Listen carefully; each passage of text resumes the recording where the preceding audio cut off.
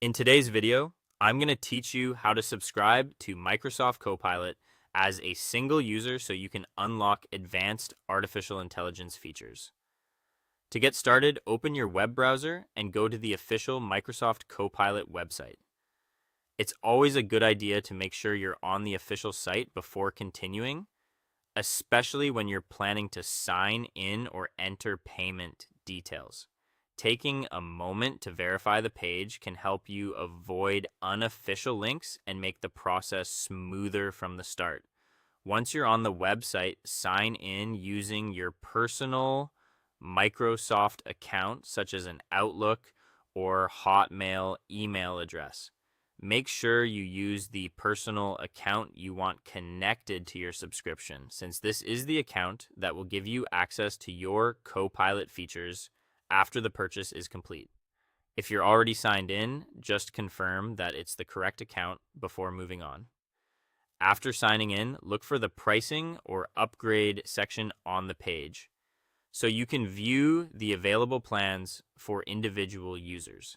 This area usually shows what's included with each option and helps you confirm that you're choosing a plan designed for one person rather than a business or organization. Take a moment here to read through the plan details so you know exactly what you're subscribing to. Next, select the individual subscription option and click the subscribe or buy now button. This will take you to the next stage of the process where Microsoft prepares your order.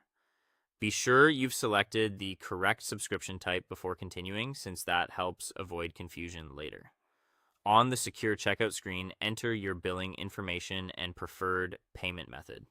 As you do this, double check that everything is accurate, including your billing details and payment information. Entering this carefully can help prevent payment errors or delays during checkout. Once that's done, review your order details and click confirm to complete your purchase and activate your subscription. This final review is important because it lets you verify the plan, billing information, and total cost before the charge is processed.